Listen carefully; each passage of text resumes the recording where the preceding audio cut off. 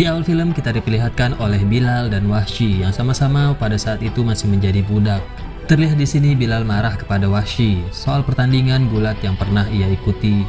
Yang pada saat itu Bilal dipaksa untuk menghadapi Wahsy dan Wahsy memenangkan pertandingannya. Di sini Bilal marah karena Wahsy menggunakan seluruh kekuatannya untuk mengalahkan Bilal. Namun di sini Wahsy hanya menjawab, itu hanya permintaan tuannya dan aku hanya ingin membuat tuanku senang. Lalu Bilal pun bertanya, apakah jika tuanmu memintamu untuk membunuhku, kau akan melakukannya? Tentu jika tuanku menghadiahkan kebebasan untukku. Dengan kesal akhirnya Bilal pun mengatakan, sungguh engkau memang seperti unta yang sangat kejam. Scene berlanjut, di sini terlihat ada Abu Thalib yang sedang berjalan dan kemudian ditemui oleh beberapa orang kafir Quraisy. Mereka menuntut kepada Abu Thalib karena keponakannya Nabi Muhammad SAW tidak bisa dihentikan. Padahal mereka pernah memintanya dengan cara yang baik. Tapi keponakanmu tetap bertahan dengan apa yang dia mulai. Dan mereka pun meminta kepada Abu Thalib untuk menyerahkan keponakannya sebelum kami bertindak lebih lanjut. Itulah ancaman yang diberikan oleh beberapa orang kafir Quraisy kepada Abu Thalib. Bahkan mereka mengatakan kepada Abu Thalib, mereka tidak segan-segan untuk membinasakan suatu kaum, termasuk untuk melawanmu. Tapi di sini Abu Thalib hanya diam dan mendengarkan ucapan mereka. Lalu mereka pun pergi meninggalkan Abu Thalib. Dan kejadian ini pun disaksikan oleh Umar bin Khattab, yang kebetulan pada saat itu Abu Thalib seolah-olah berbicara kepada berhala. Itulah keyakinan Abu Thalib, walaupun ia sangat menyayangi Nabi Muhammad SAW dan selalu menjaganya dalam dakwahnya, tapi ia tetap berpegang kepada keyakinan yang dianut oleh nenek moyangnya. Scene berlanjut, ada Umar bin Khattab yang sedang berbicara kepada saudaranya. Salah satunya adalah adik iparnya yang bernama Said bin Zaid bin Amr. Umar bin Khattab radhiyallahu anhu mengatakan kepada mereka berdua kalau ia tidak setuju dengan perlakuan yang dilakukan oleh mereka yang menentang Nabi Muhammad SAW, tapi dengan cara yang tidak baik. Dan pernyataan dari Umar inilah yang membuat dua saudaranya bingung. Sebenarnya apa yang ada dalam pikiranmu ya Umar? Mereka bingung kepada Umar. Di satu sisi ia memusuhi Nabi Muhammad SAW, tapi di sisi lain ketika ada orang yang ingin menyerang Nabi Muhammad SAW, justru Umar marah menentangnya dan mengkritik habis-habisan. Dan beberapa saat setelah itu Umar pun menjawab, ia membenci Nabi Muhammad SAW atas dasar ajaran yang dibawakannya karena bertentangan dengan ajaran nenek moyangnya. Dan Umar pun beranggapan kalau ajaran seperti itu dapat memecah belahkan bangsa Arab nanti ke depannya. Tapi apa yang mereka lakukan kepada Abu Thalib? Ia memintanya untuk menyerahkan keponakannya. Sungguh perbuatan yang tidak baik. Padahal hal seperti itu melanggar tradisi Arab. Jadi nilai moral mana yang mereka pegang? Mereka menentang ajaran Islam dan tidak pula memegang tradisi leluhurnya. Itulah kelebihan yang dimiliki oleh Umar bin Khattab radhiyallahu anhu, memiliki kebijaksanaan dan kecerdasan di atas yang lain. Dari situ juga beberapa saudaranya pernah memprediksi, jika nanti ada salah satu dari kami yang memasuki Islam, maka Umarlah yang akan terlebih dahulu. Karena Umar merupakan salah seorang yang tidak mementingkan harta dan jabatan. Ia juga memegang teguh nilai moral dan integritas. Scene berlanjut, yang saat itu ada rombongan Abu Thalib yang sedang menuju ke rumah Nabi Muhammad SAW. Dan di saat yang bersamaan juga ada Abu Lahab yang kebetulan saat itu sedang merencanakan hal buruk. Saat Abu Lahab sedang membawakan kotoran ke rumah Nabi Muhammad SAW, kebetulan ada Abu Hamzah yang saat itu sedang bersama Abu Thalib dan ia mencegah Abu Lahab. Sontak saja membuat Abu Lahab terkejut dan ia mengatakan kepada Abu Hamzah kalau keponakannya Nabi Muhammad SAW telah menghina dia dan istrinya.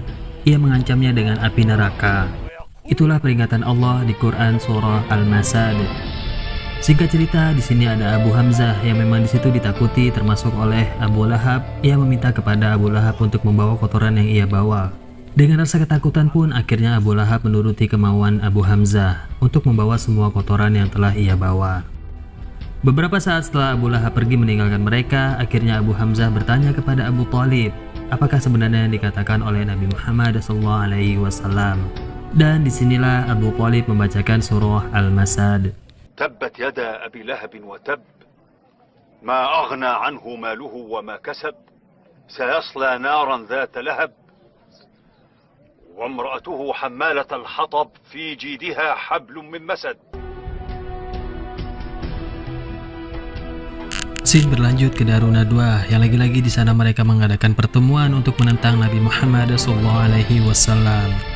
Di saat Abu Jahal, Abu Walid, dan beberapa orang petinggi lainnya sedang menyampaikan ide-idenya untuk menentang Nabi Muhammad SAW, beberapa saat kemudian Umar bin Khattab pun ikut menyampaikan apa yang ia ingin sampaikan kepada mereka semua.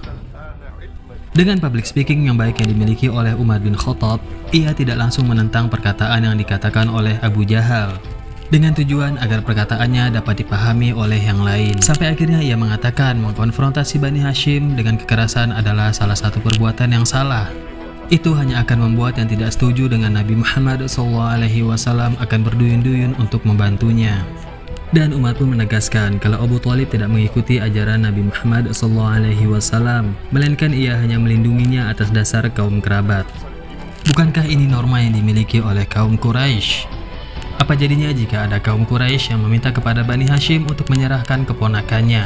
Dan tentu kita semua akan dianggap hina oleh bangsa Arab.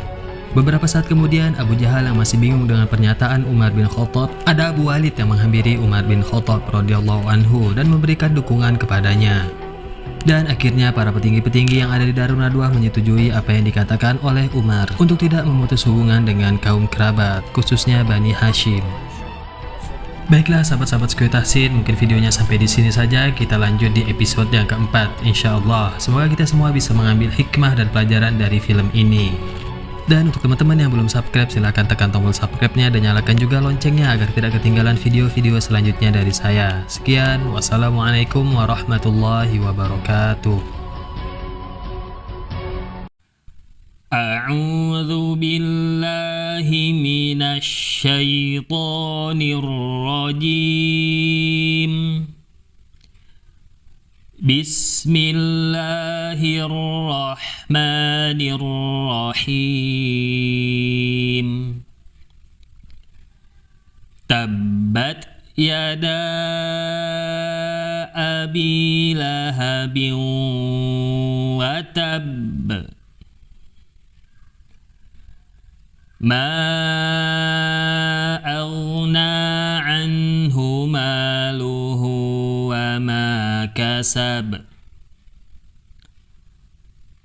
سيصلى نارا ذات لهب وامرأته حمالة الحطب في جيدها حبل من مسد